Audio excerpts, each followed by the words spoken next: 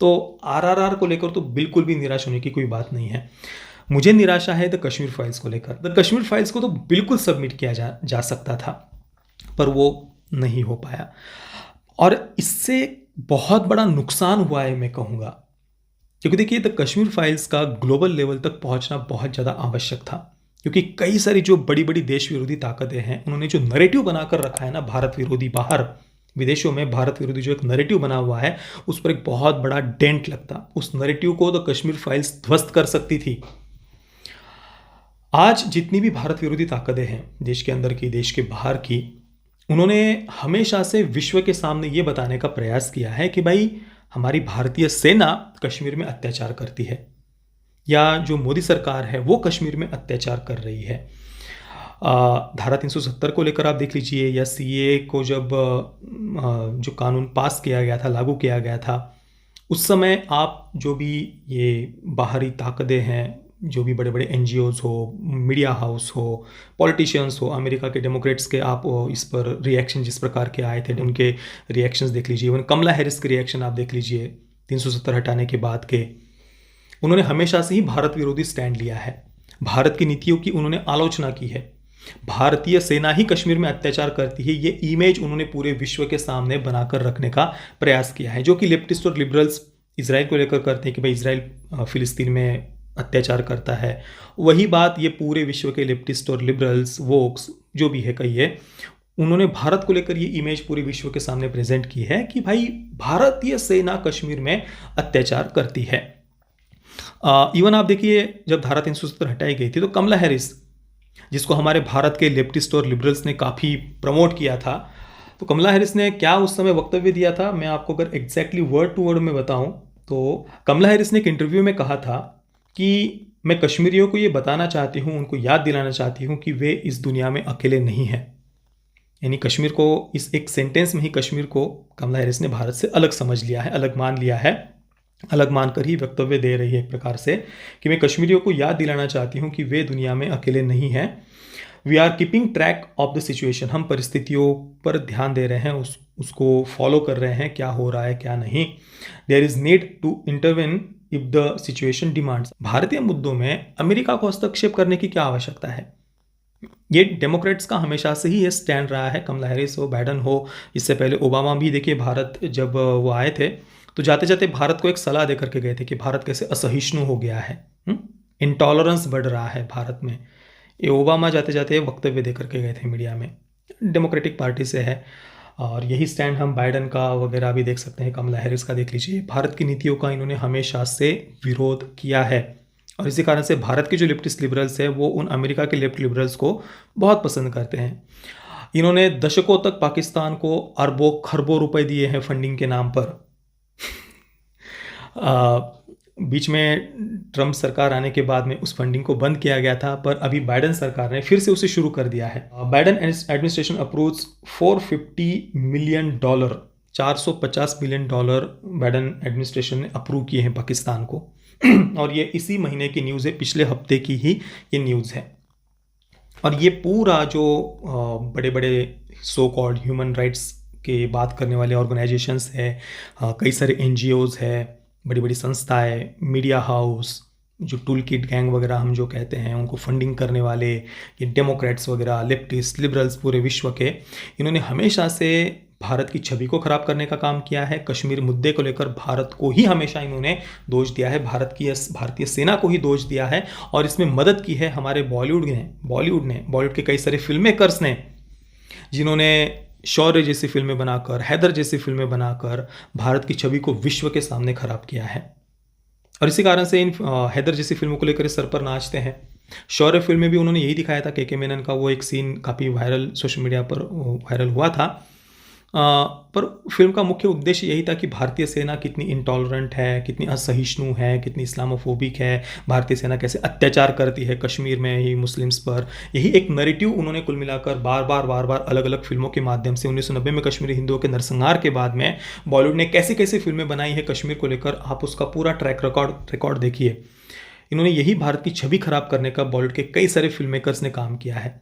जो अंतर्राष्ट्रीय देश विरोधी ताकतें जो काम कर रही थी, वही काम उसी नैरेटिव को एक पोषण देने का, उसको बढ़ावा देने का काम हमारे यहाँ के ही कई सारे फिल्म मेकर्स ने किया है। और दोस्तों, इसमें ऐसा बिल्कुल भी मत सोचिए कि ये जितने भी लेफ्टिस्ट, लिबरल्स, वोक्स वगैरह है या ह्यूमन राइट्स की बातें करने वाले कई सारे जो ऑर्गेनाइजेशंस है, कई सारे बड़े बड़े एनजीओज वगैरह है, या कई सारे जो वामपंथी मीडिया वगैरह है, New York times, Washington post, Huffington post या अल जजीरा वगैरह, जो हमेशा भारत विरोधी एक नैरेटिव को पुश करते हैं, इन्हें कोई कश्मीर की चिंता है या फिर अत्याचार वहाँ पर हो रहा है या उसकी उनको कोई चिंता है, ऐसा बिल्कुल भी मत सोचिए। ये पूरा का पूरा फेक प्रोपेगेंडा पर ही ये लोग काम करते हैं और उन्हें बिल्कुल भी कोई चिंता नहीं है। उन्हें उनका नैरेटिव सबसे ज़्यादा महत्वपूर्ण होता है।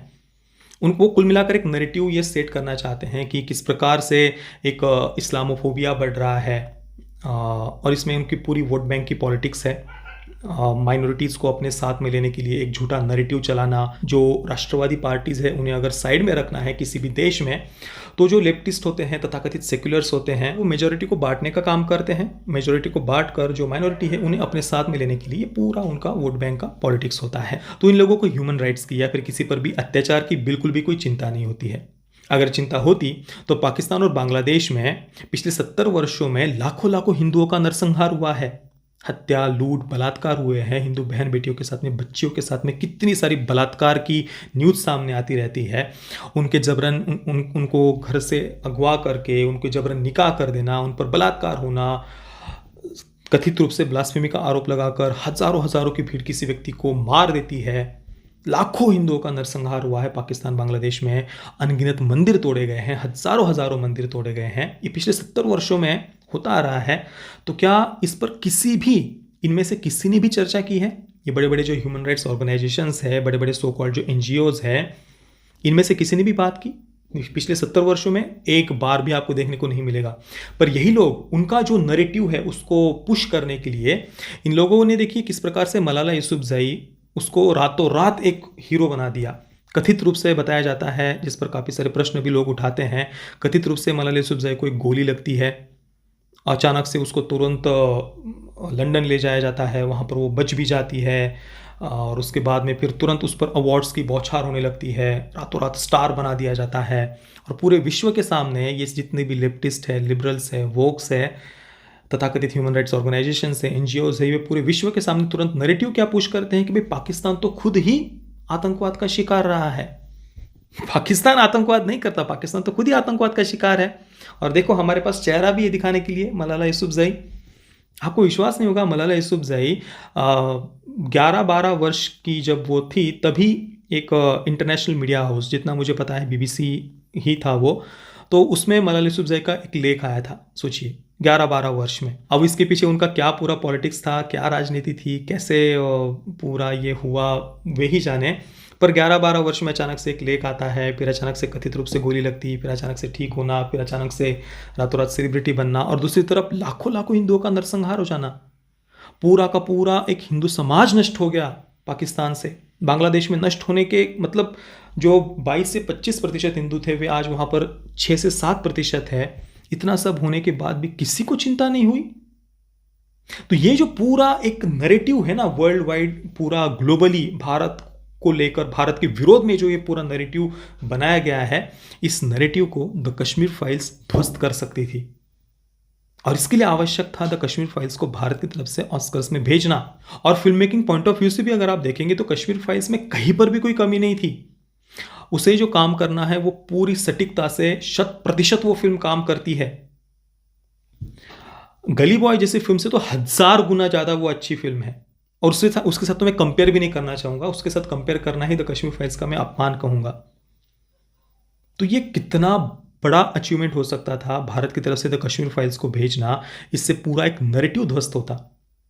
और आज देखिए वैरायटी मैगजीन, वो आर्टिकल्स पर आर्टिकल दिख रहे हैं। कल से 2-3 आर्टिकल उन्होंने लिख डाले कि भाई भारत की तरफ से आरआरआर को सबमिट नहीं किया गया है, उसकी जगह Chhello show, last film show को सबमिट किया गया है। तो वो फिल्म पहुंची ना, इतने सारे लोग, इतनी बड़ी मैगजीन है वैरायटी, जो आर्टिकल्स पढ़ेंगे या जो भी लोग, थोड़ा सा हाइप बनी हुई है ग्लोबली आरआरआर को लेकर, तो जो लोग उसके लिए उत्सुक थे, वो उनके कहीं ना कहीं पर पढ़ने में आता कि भाई भारत ने आरआरआर नहीं तो छिल्लो शो को भेजा है, तो उसकी जगह अगर द कश्मीर फाइल्स होती, उतने लोगों तक द कश्मीर फाइल्स का नाम पहुंचता, लोगों में उत्सुकता बढ़ती उस फिल्म को देखने की। वो सब कुछ हमने, एक इतना बड़ा जो अवसर था, उस अवसर को हमने खो दिया है। और ये बहुत ज़्यादा आवश्यक था ग्लोबली। भारत में तो चलो नेशनल फिल्म अवार्ड्स में द कश्मीर फाइल्स को मिलने ही वाले हैं ढेर सारे अवार्ड्स जो वो डिज़र्व करती है, पर ग्लोबली ये बहुत आवश्यक था इस पूरे भारत विरोधी नैरेटिव को ध्वस्त करने के लिए। तो दोस्तों ये थे मेरे पूरे विचार आरआरआर, द कश्मीर फाइल्स और लास्ट फिल्म शो को लेकर। आपके इस पूरे विषय पर क्या विचार है, प्लीज़ मुझे आप नीचे कमेंट में अवश्य बताना। ये वीडियो देखने के लिए आप सभी मित्रों का बहुत बहुत धन्यवाद। जय श्री राम, वंदे मातरम।